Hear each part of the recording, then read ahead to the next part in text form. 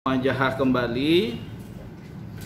Kita akan memasuki pertemuan yang pertama tentang filsafat umum. Ya. Di minggu yang lalu Ustadz sudah mengirimkan RPS. Apa itu RPS? Rencana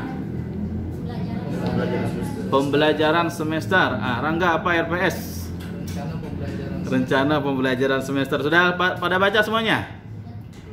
Belum. Kenapa belum baca? Ini mana buku catatannya? Ini niat kuliah apa mau nongkrong nih? Lebih baca ke materinya aja, Set. Hah? Materi filsafat umum. Ayo, tuh kan azan. Mana buku catatannya ini? Baik, kita lanjutkan teman-teman sekalian. Kita akan masuk ke filsafat umum ya. Sebelumnya Ustadz ingin menjelaskan tentang RPS.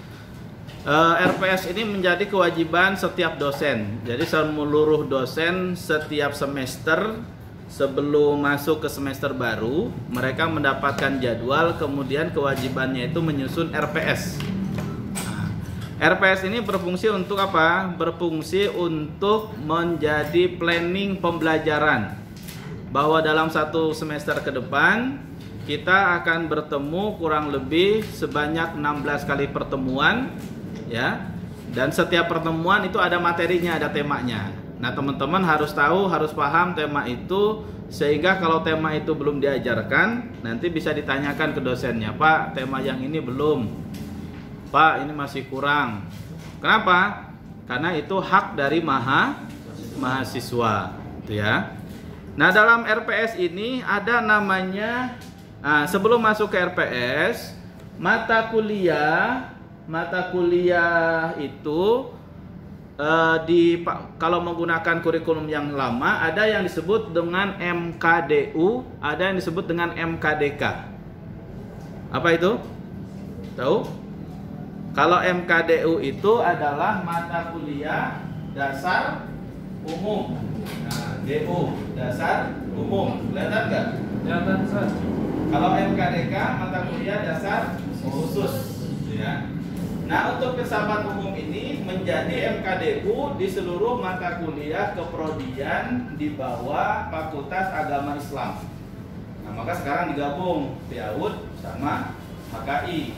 Informasinya digabung juga dengan MPI. Jadi nanti tambah ramai di sini. Ya, kelasnya nanti dipanjangin lagi ke sini. Kenapa? Karena di HKI, MPI, PIAUD, PGMI itu ada filsafat umum, itu MKDU dalam prodi-prodi keagamaan, gitu ya. Nah, kalau yang MKDK-nya apa? Yang khusus. Nah, yang khususnya ya, setiap prodi ada kekhususan. Yang hukum khusus mempelajari hukum. Yang apa namanya? Yang PIAUD khusus mempelajari kepiaudan. Ada yang dikhususkan di situ, tapi ada yang sama yang menaunginya adalah fakultas FAI-nya. Ya. Nah, kemudian di dalam RPS filsafat umum ada CPL. Apa CPL itu? Capaian pembelajaran lulusan. Jadi nanti kalau kamu sudah selesai satu semester belajar filsafat umum, apa yang harus kamu capai? Nah, di sini minimal ya CPL-nya ini, CPL ini dari prodi ya. CPL-nya dari prodi, yang ini masih salah. Ini CPMK, capaian pembelajaran mata kuliah. Nah, CPMK-nya ada berapa di sini? Ada 4. Yang terlambat silahkan berdiri. Ini sudah terlambat, gak bawa buku deh. Ya, berdiri dulu. Biar tidak terlambat lagi. Yang pertama, mahasiswa memahami makna filsafat dan sejarahnya. Nah, apa itu filsafat? Ada yang sudah pernah mendengar kata filsafat? Rangga? Boleh dijelaskan? Filsafat itu seperti pemikiran, seperti dari bahasa Arab falsafah. Oke. Dari bahasa Yunani filosofi. Ayo. Artinya cinta kedamaian. Cinta kedamaian, cinta kebijaksanaan. Nah, luar biasa ini. Terima kasih Rangga. Wah, ini ada teman bertengkar nih. Ini kalau nggak ada yang pernah baca nanti diem aja. Ya. Nah, tadi yang disampaikan oleh Rangga ya, ada makna filsafat secara bahasa. Ini Ustaz sekaligus ngomongin RPS, ngomongin bab pertama. Ada makna filsafat secara bahasa, bahwa filsafat secara bahasa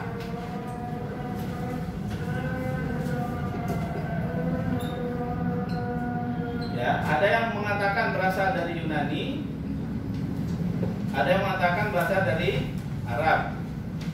Nah, dari Yunani tadi disebut dengan berasal dari kata filosofia.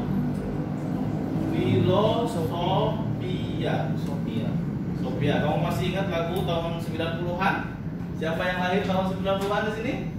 Sepia. Bukan Sepia. Yang apa lagunya? Lagunya ini apa? Salon Seven. Oh, Masya Allah. Kamu lahir tahun berapa? Kau tahu Salon Seven ini? Itu lagu-lagu saya zaman SMP itu. Sepia. Malam minggu takkan datang. Ya. Nah, philo itu apa? Philo itu kebijaksanaan. Sophia itu adalah cinta. Maka filosofia itu cinta kebijaksanaan. Nah, pertanyaannya kapan istilah ini mulai muncul? Ya, istilah ini mulai muncul ketika ada seorang filosof bernama Pythagoras. Kamu tahu Pythagoras? Rumus Pythagoras. Nah, itu nama orang. Karena dia menemukan rumus itu, maka rumus itu disebut dengan rumus Pythagoras. Kalau sekarang ada jalan Kiai Haji Hasyim Asy'ari, itu penghormatan kepada Kiai Haji Hasyim Asy'ari. Ada jalan apa sebagainya. Termasuk rumus, dia menemukan rumus itu, disebut dengan rumus Pythagoras. Tapi siapa dia sebenarnya? Dia sebenarnya adalah seorang filosof di zaman Yunani. Di zaman Yunani, kemudian dia ditanya oleh orang-orang, apakah Anda seorang yang bijak? Dia menjawab, saya dengan sangat tawadu, dengan rendah hati. Dia menjawab, saya bukan orang yang bijaksana. Apakah Anda orang bijaksana? Yo, saya orang bijaksana. Itu langsung lempar pakai ember aja ya. Tidak, saya bukan orang bijaksana, tapi saya cinta kebijaksanaan. Nah, mencintai dengan menjadi itu levelnya lebih tinggi dengan menjadi, tetapi sulit. Ya, mencintai orang yang bijaksana semuanya suka. Bahkan orang yang tidak bijak pun suka sama orang yang bijaksana, suka mencintai. Nah, dari Pythagoras itulah kemudian kata filsafat itu berkembang. Tetapi kapan filsafat itu muncul? Atau siapa filosof pertama? Orang-orang barat menyebutkan bahwa filosof pertama mereka itu orang bernama Thales. Coba? Siapa Thales itu? Bukan Aristoteles. Nah, itu fasenya 500 tahun setelah Thales muncul 3 orang filosof besar di Yunani. Nah, tetapi sebelum itu Thales itu. Siapa dia? Dia adalah orang yang mempertanyakan tentang sumber dari alam semesta atau bahan dasar alam semesta. Dia mempertanyakan what is the nature come from? Dari apakah alam ini terbuat, terbentuk? Dia nanya gitu aja, langsung jadi filosof. Kenapa? Nanya seperti itu jadi filosof. Ini, saya kalau lihat orang sekarang itu kok aneh sekarang.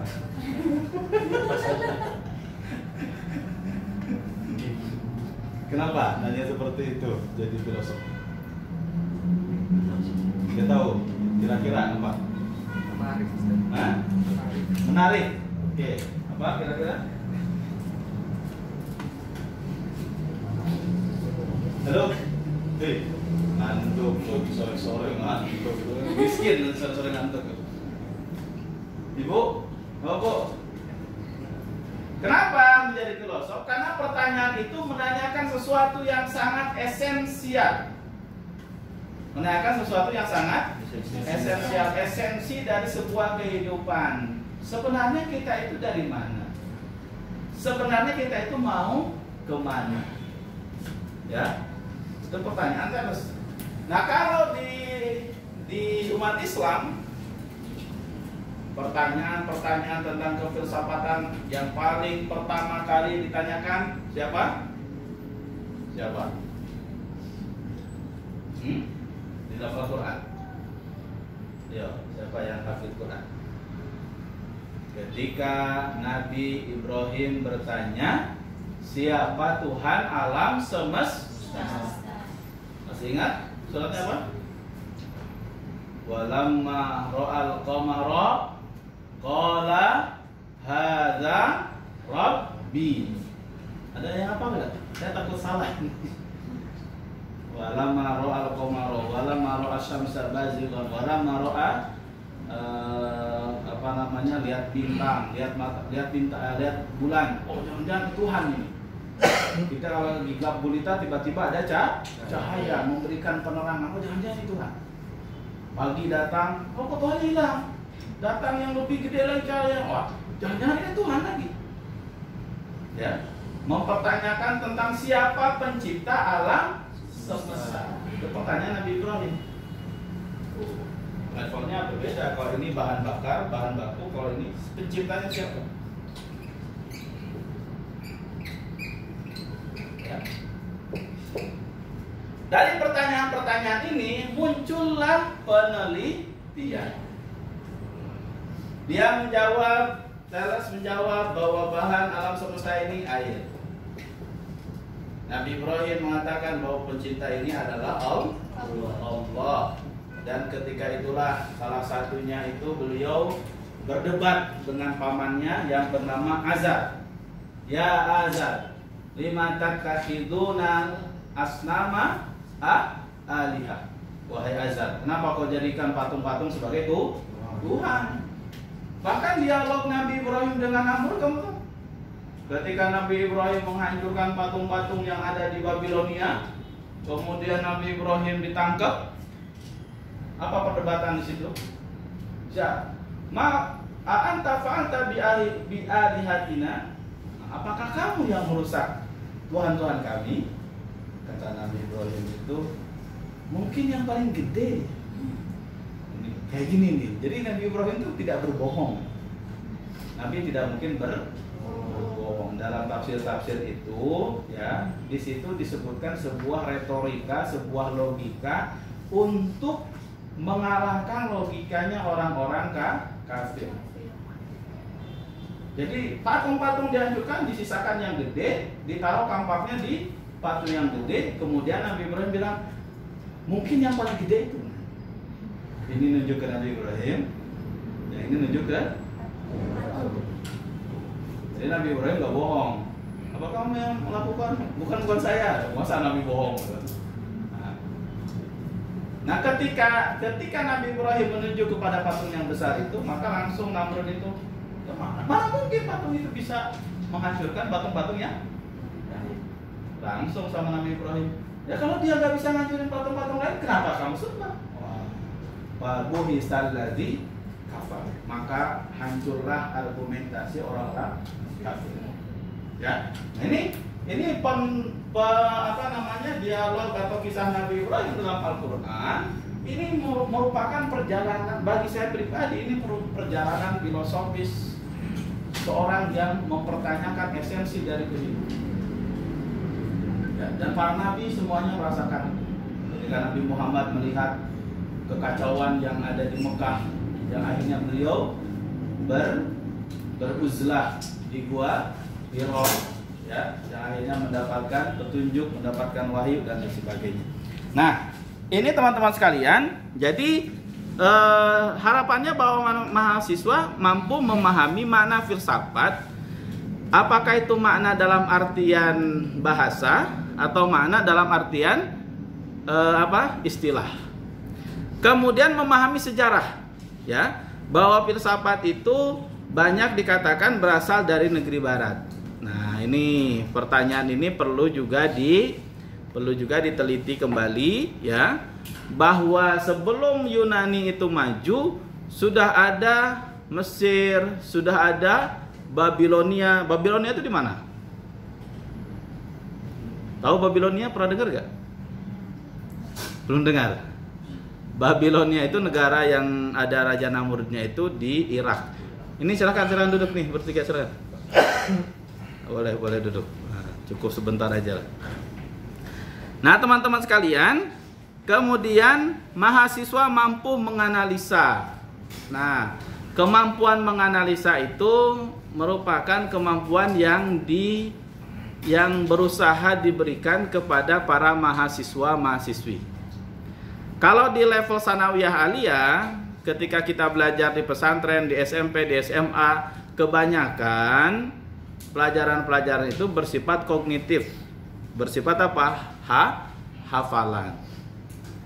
Nah, maka di perguruan tinggi yang diharapkan itu adalah membuka wawasan, memperkuat daya nalar sehingga mampu melakukan analisis, ya. Jadi kalau membaca itu bisa mengambil istinbatnya atau bisa mengambil intisarinya dan lain sebagainya. Nah, untuk mata kuliah filsafat, filsafat itu sendiri tadi dikatakan oleh Rangga, ya. Pertama, filsafat berkaitan dengan pemikiran, pendapat, Ustaz. Pemikiran atau bagaimana caranya bisa berpikir yang mendalam. Jadi ilmu yang mempelajari tentang qawanin fikri. Qawanin fikri itu qawanin, kaidah-kaidah berpikir. Nah, ibaratnya dalam bahasa Arab itu ada ilmu apa? Ada ilmu nahwu, ada ilmu sorof. Ya, kalau dalam bahasa Indonesia ada sastra Indonesia, bahasa Inggris ada grammar. Supaya ngomong bahasa Indonesianya baik dan benar, menggunakan sastra Indonesia menggunakan EYD. Nah, kalau menggunakan EYD gimana? Apa kabarmu? Apa kabarmu? Pujaan hatiku. Nah, apa kabar? Terus bahasa-bahasa yang baku. Bagaimana kabarmu? Apa kabarmu? Itu kalau orang yang ahli bahasa Indonesia dia bisa menyalahkan, kurang nggak sesuai. Sama dengan orang yang bisa bahasa Arab dan sama dengan orang yang bisa bahasa Inggris. Ketika kita mengatakan, saya beberapa tadi pagi ketemu dengan Imam Masjidil Haram, namanya Syekh Hasan Al-Bukhari, beliau nginap di Darmaja. Saya bilang, ya Syekh, hadza buq'ah minal jabal. Jadi ada taman di samping penginapan itu, ya Syekh. Hayya najlis nasrab al-qahwa wa syai fi buq'ah minal jabal. La laysa buq'ah ya. Qit'ah. Qit'ah bukan buq'ah. Jadi kurang pas kalau pakai kata buq'ah. Maksudnya apa? Saya tuh pengen ayo ngopi di sini, ini apa namanya, seperti gunung, seperti taman, bagian dari taman di Indonesia gitu. Saya pengennya seperti itu. Nah, teman-teman sekalian, ketika berbicara filsafat sebagai pemikiran, orang banyak yang pemikirannya itu sangat filosofis, tetapi dia tidak mengenal istilah-istilah kefilsafatan. Ada yang seperti itu? Banyak. Ya, semacam antum ini sudah menggunakan filsafat atau belum? Sudah. Ya. Ketika memilih sebuah jalan, kenapa saya harus kuliah? Kenapa saya tidak langsung kerja? Kenapa saya tidak langsung menikah? Kenapa? Dan lain sebagainya. Itu merupakan sebuah perjalanan pemikiran yang mendalam, mengambil sebuah keputusan, ya. Kemudian yang kedua, filsafat sebagai cara hidup atau cara pandang. Oh, terima kasih banyak. Nah, cara hidup atau cara pandang. Nah, bagaimana cara hidup, cara pandang? Sama. Ya, cara hidup, cara pandang. Misalnya ketika kita mengenal istilah-istilah, ada istilah idealis. Idealisme, pernah dengar? Ya, pernah. Pragmatis, pernah dengar? Pernah dengar belum? Pragmatis. Belum. Hidup bang pragmatis gitu dong. Pernah? Dia mah hedon. Nah? Hedon banget. Pernah dengar? Nah, itu idealisme, pragmatisme, hedonisme, komunisme, kapitalisme, sosialisme itu merupakan ideologi-ideologi yang didasari oleh cara pandang kefilsafatan dari seseorang.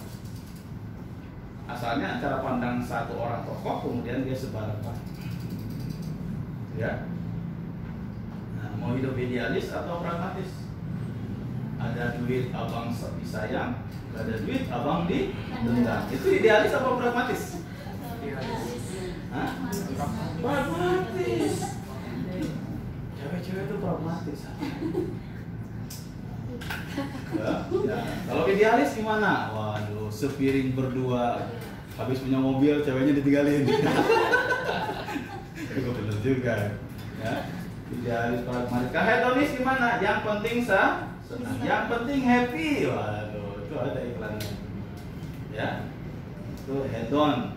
Nah, hanya sekedar kepuasan, tidak tahu haram halal, tidak tahu makruh sunnah, tidak tahu wajib atau tidak. Yang penting happy, hedon. Ya, ini cara pandang, pemikiran, cara hidup. Nah, kedua ini tidak kita bahas dalam filsafat umum. Kenapa? Karena kedua ini dibahas di worldview. Worldview Islam. Siapa yang ajar? Ustaz Hasan, ya. Ini tidak diajar di sini karena ini sudah masuk ke ranah ini. Ke ranah tataran nilai, filosofis secara pandang.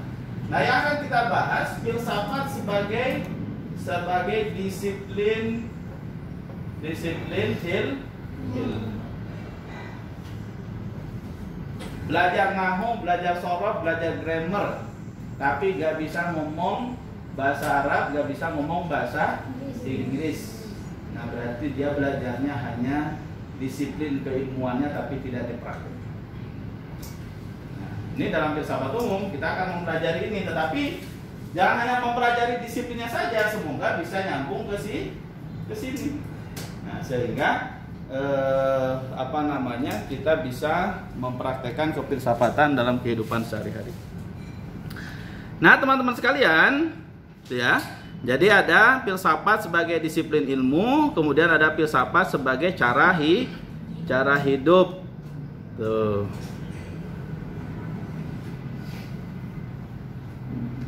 Oke.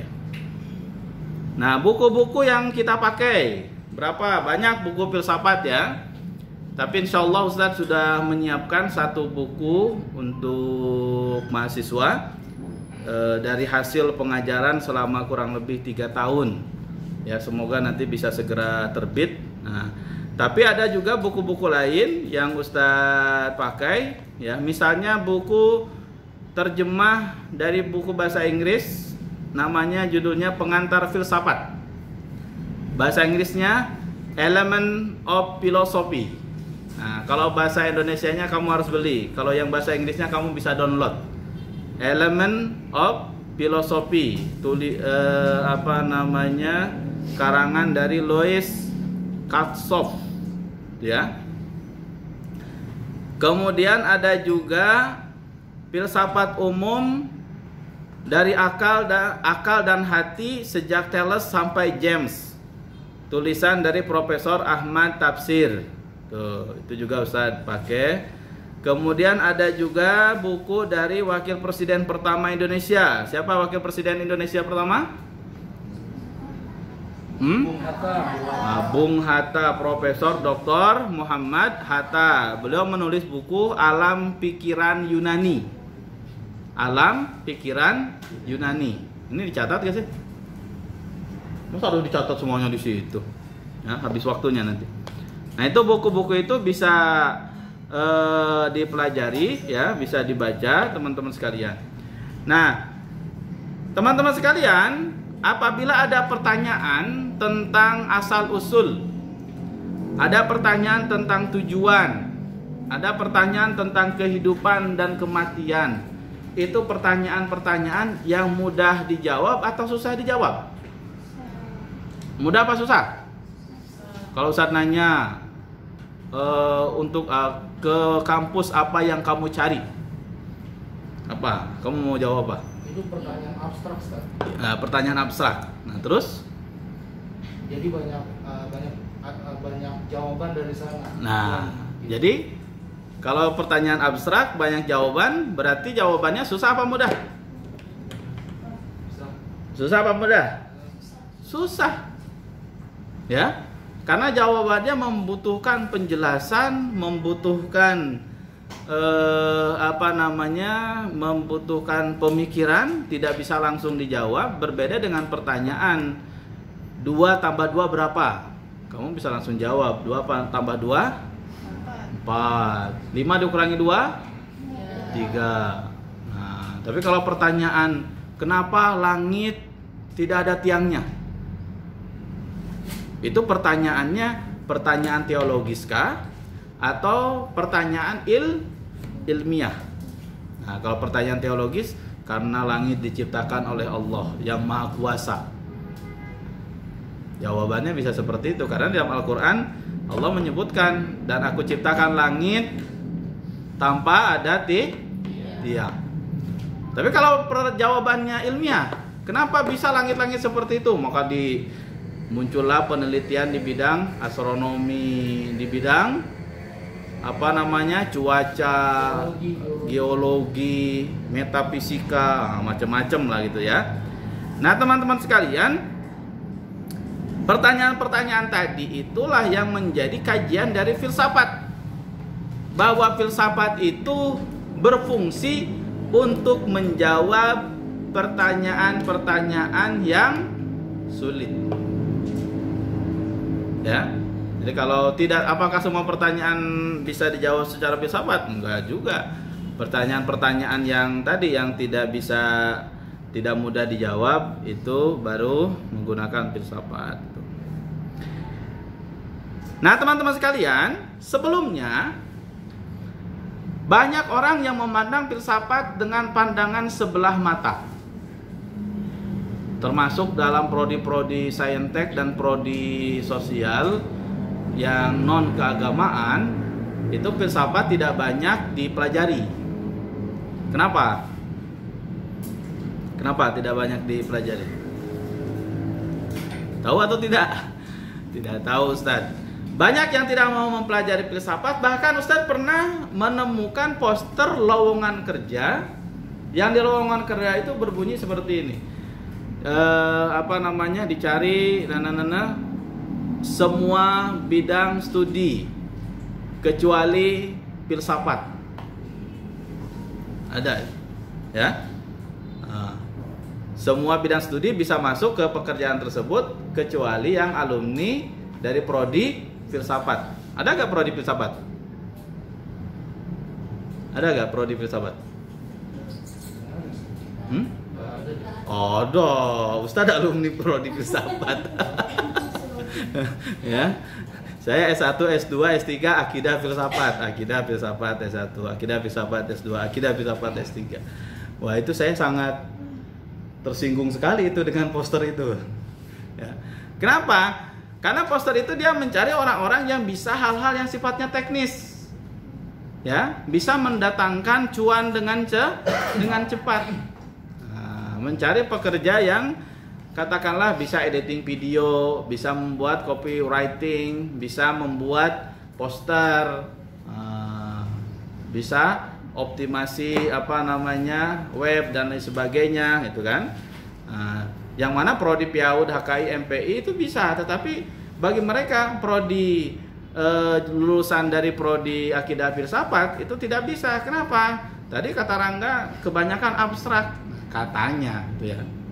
Nah, itu pandangan-pandangan awal kepada filsafat, ya. Bahkan ada yang memandang filsafat itu menjadi pintu dari ateisme dan liberalisme. Itu jauh, banyak sekali ulama-ulama ya yang sempat mengatakan, ada istilah yang berbunyi pernah dengar? Man tafal safa faqad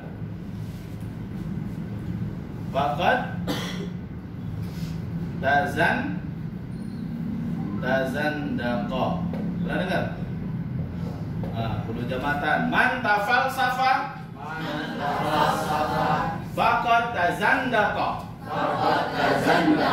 Itu masyhur itu. Kecuali orang-orang yang tidak tahu. Masyhur di kalangan orang-orang dahulu yang membenci, ya, bahkan sampai mengharamkan mempelajari filsafat. Ada orang-orang Islam yang mengharamkan untuk membenci filsafat.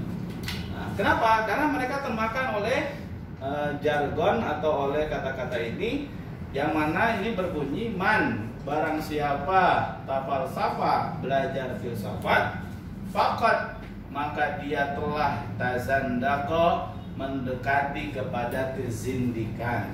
Nah, zindik itu apa? Zindik itu berarti kekafiran, mendekati ateisme, ya, meniadakan wujud Allah dan lain sebagainya. Pada akhirnya orang nggak mau belajar filsafat. Padahal teman-teman sekalian, Islam itu sangat filosofis. Salah satu bentuk bahwa Islam itu sangat filosofis, Islam itu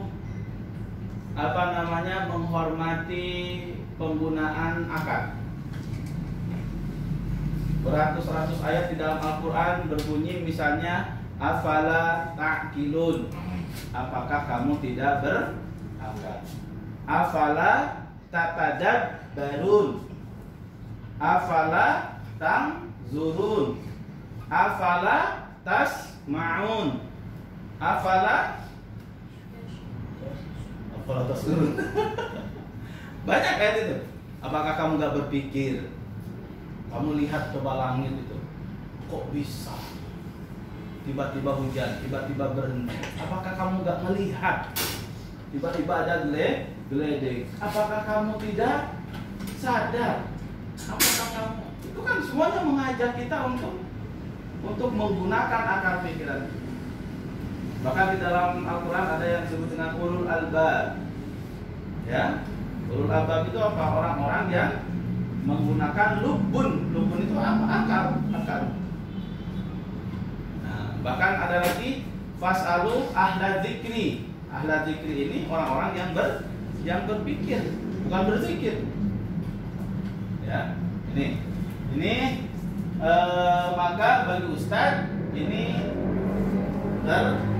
tereliminasi, ini tidak benar. Ini perlu dijawabkan. Nah, kemudian teman-teman sekalian, itu tadi yang saya sampaikan hal-hal yang negatif. Yang positifnya dari filsafat, orang-orang yang mendukung filsafat disebut sebagai the queen of science. Apa? The queen of science. Nah, betul gak itu sebutannya? Sign of the science. The queen of science. Kenapa disebut the queen of science, bukan the king of science? Kenapa? Kenapa disebut the queen of science? Karena minuman Tuhan. Queen apa queen? Ratu. Kenapa ratu bukan raja? Oh, ratu. Kenapa bukan raja? Kenapa ratu? Hah? Apa? Kenapa? Karena yang melahirkan itu ratu. Ya, kalau kamu kenal dunia lebah, yang paling berkuasa itu ratunya. Kalau kamu kenal dunia semut, yang paling berkuasa itu ratunya. Begitupun juga dengan filsafat. Filsafat itu dia menjadi ratu. Kenapa? Karena dia melahirkan ilmu-ilmu baru. Di zaman Rasulullah SAW. Apakah ada ilmu fikih? Ada nggak? Ada. Apa? Adanya.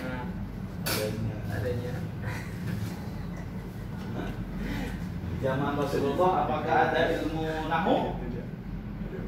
Di zaman Rasulullah apakah ada ilmu tafsir? Di zaman Rasulullah apakah ada ilmu kalam? Materi-materi itu sama Rasulullah SAW ajarkan. Rasul membawa ajaran tauhid. Tetapi tauhid sebagai ilmu, sebagai sebuah disiplin ilmu itu baru beberapa abad setelah itu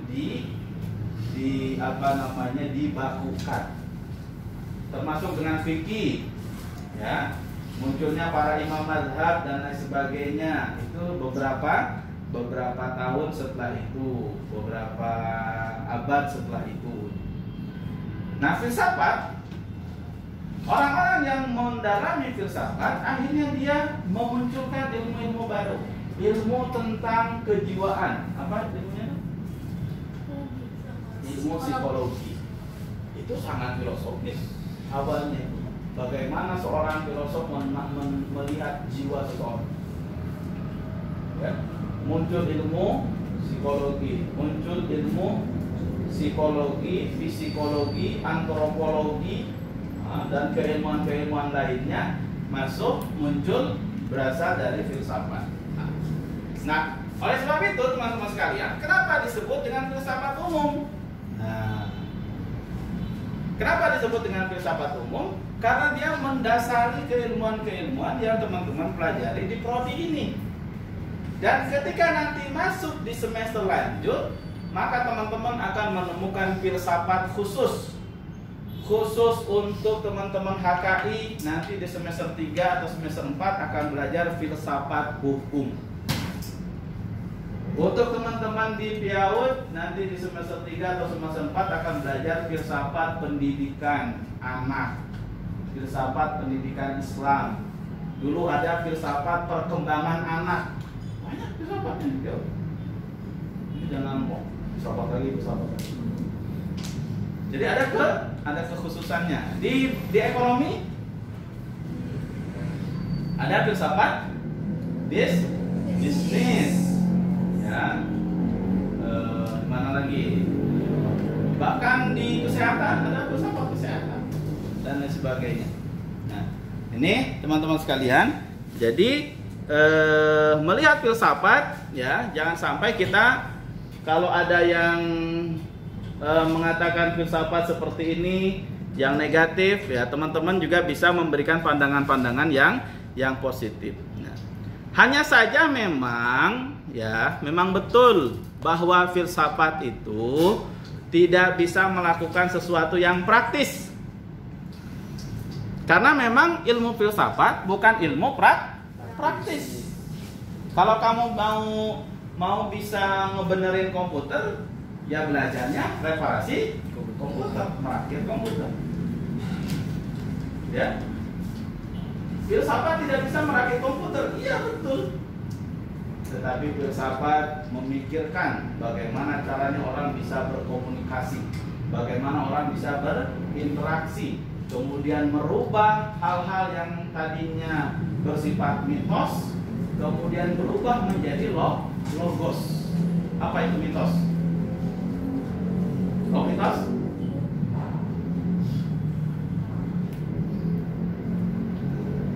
Apa mitos? Sesuatu yang masih takhayul. Logos? Logis. Yang nyata, logis, yang sudah bersifat ilmu. Itu ya. Teman-teman yang lahir tahun 90-an pernah lihat film Mak Lampir? Pernah. Kolosal. Kolosal. Ya. Apa sesi apa yang paling kamu ingat dari film Mak Lampir? Yang waktu dimasukin ke peti itu. Oh, masukin ke peti. Oke, selain itu? Apa? Yang masih saya ingat itu ketika Mak Lampir mengambil bejana aja. Apa nama bejana? Tahu bejana nggak? Tempat air, tempat ini loh. Kendi. Masa kendi? Boleh di mana?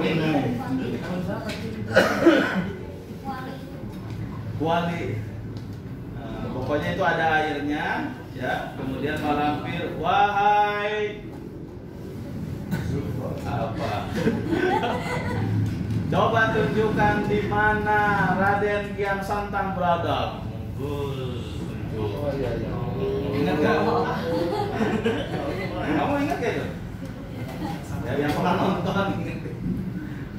Itu, nah, ketika kamu masih berada, bukan ketika kamu ya, ketika orang-orang masih di dunia mistis, di dunia mitologi, orang-orang dikatakan sakti, orang-orang dikatakan memiliki ilmu, ketika dia bisa melihat sesuatu yang ada jauh di sana dengan menunjukkan dari di atas baskom dan lain sebagainya.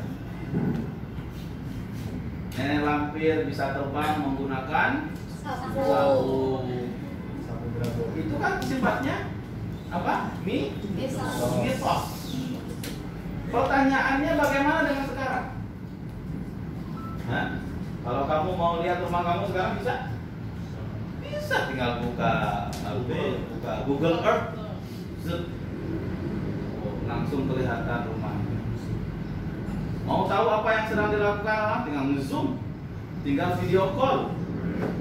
Ya, kamu yang lahir tahun 2010, siapa yang lahir tahun 2000? Tahun 2000-an, kamu lahir sudah ada video call, sudah ada foto yang bergambar. Orang-orang kayak Ustadz tuh, saya mengalami pager, atau pager? Pager Google bunyi. Mau pager, tahu? Saya ngalami pager, ngalami Nokia 101 yang hitam putih. Terus permainannya itu cuma permainan ular-ular. Itu HP pertama hadiah bapak saya. Saya lulus dari pesantren ke siapa? Ini hadiah. Ya. Terus pertama kali punya HP yang bisa foto, ada warnanya tahun 2007. Itu Nokia berapa ya? Tapi warnanya nggak secerah sekarang. Kalau sekarang udah bagus.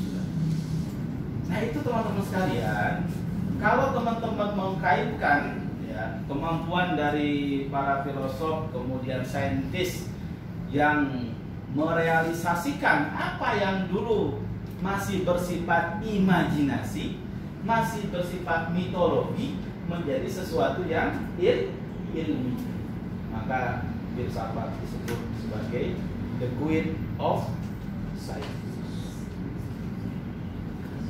Bisa dimengerti sampai sini? Ini paham gak nih? Bisa dulu terus. Mau tanya? Boleh silakan tanya.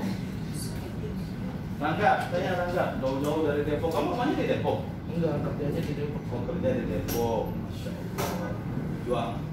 Bisa dirilah. Tanya dong, jauh-jauh. Iya, kalau bicara tentang filsafat, Ustaz. Kadang saya suka nemuin anak-anak yang bertanya di luar yang seharusnya nggak perlu ditanya, itu termasuk sudah melakukan filsafat atau tidak.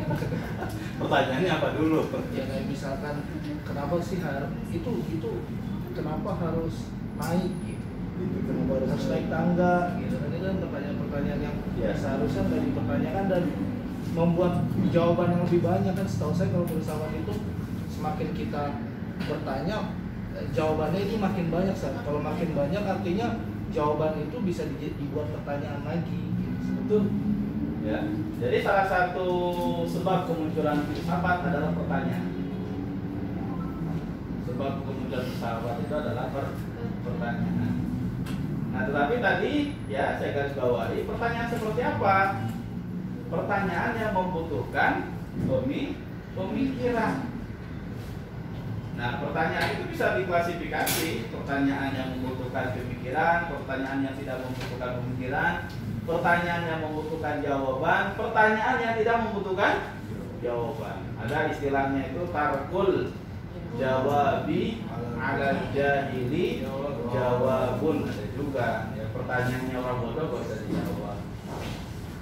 Ya. Ini kemampuan memetakan pertanyaan juga merupakan salah satu kemampuan filosofis pemikiran bagi tadi. Ya. Bahkan ketika Imam Malik ditanya 40 pertanyaan, beliau hanya menjawab 3 atau 4 saja. Kemudian sisanya kamu cari sendiri jawabannya. Ya. Enggak? Ada lagi yang lain? Sultan siapa? Siraj. Sirajul Munir. Atau Sirajul Zalim. Siraj itu ya. Nah, teman-teman sekalian, selanjutnya apakah filsafat itu? Nah, ini perlu dari apa yang sudah saya jelaskan. Bisa diambil 3 kesimpulan. Yang pertama, filsafat membawa kepada pemahaman dan tindakan. Berusaha memahami segala sesuatu secara mendalam sehingga mampu mengambil tindakan yang tepat. Ya. Maka bagi beberapa tokoh, seorang pemimpin itu harus seorang filosof. Dia tidak boleh gegabah mengambil tindakan. Ya. Harus dimatang-matang gitu ya. Termasuk misalnya seperti orang main catur. Itu kan dia memahami kondisi dan situasi yang ada di situ sehingga nanti mengambil tindakan. Kalau satu kali gerak langsung bisa mengalahkan musuh gitu ya. Nah, kemudian yang kedua, kegiatan kefilsafatan adalah pemikiran secara ketat. Pemikiran secara ketat. Ya, nanti teman-teman akan mempelajari misalnya cara berpikir secara deduksi dan induksi. Mempelajari menyimpulkan, menganalisa dari umum ke khusus atau dari khusus ke umum. Ya, mahasiswa semester 2 itu umum atau khusus? Khusus apa umum? Umum apa khusus? Nah, tergantung siapa dulu pembandingnya. Itu menjadi khusus ketika berbicara seluruh mahasiswa Darun-Najah. Nah, ya. Kemudian yang ketiga, filsafat merupakan pemikiran secara sistematis. Ya. Ada tahapan-tahapan yang harus dilalui. Nah, ada tahapan perenungan, tahapan pemahaman, kemudian tahapan pengambilan kesimpulan.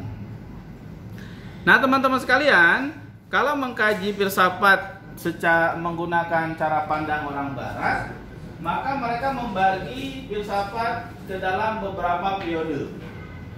Ada periode-periode yang disebut dengan pra-Sokrates. Itu ada 3 filosof besar di Yunani. Ada yang namanya Sokrates, kemudian ada yang namanya Plato, kemudian ada yang namanya Aristoteles. Nah, pra sini, pasca sini. Nah, para filosof sebelum Sokrates, Plato, Aristoteles seperti Thales, kemudian Pythagoras dan lain sebagainya, mereka dikenal sebagai filosof alam. Filosof alam. Kenapa? Karena mereka menjadikan fenomena alam semesta sebagai kajian filsafat. Ya, apa tadi yang saya ngomong? Menjadikan kejadian alam semesta sebagai kajian dari filosofisnya, dari filsafatnya. Tadi Thales dia nanya tentang awal dari atau bahan dasar dari alam semesta. Nah, yang mereka pertanyakan apa? Awal dan asal mula. Asal mula manusia. Coba ketika berbicara tentang asal mula manusia, kamu mau jawabnya seperti apa? Asal mula kita dari mana? Dari tanah. Asal mula kita dari Nabi Adam alaihis salam. Itu yang dipahami dari pendekatan teologis. Nah, orang-orang yang tidak mau mengakui agama sebagai sumber pengetahuan, itu mereka mengkajinya berbeda lagi. Kemudian menggunakan rasio untuk menjauhkan dari mitos. Tadi ya, banyak mitos-mitos. Di Yunani mitos yang paling ini apa? Di mitos di Yunani yang banyak difilmkan apa? Ayo, Yunani. Ada Hercules. Itu mitos. Ya, Hercules itu kan peranakan dewa dan manusia. Kemudian dia menjadi lebih hebat daripada dewa. Ares kalah sama dia. Siapa namanya? Dewa yang perempuan itu?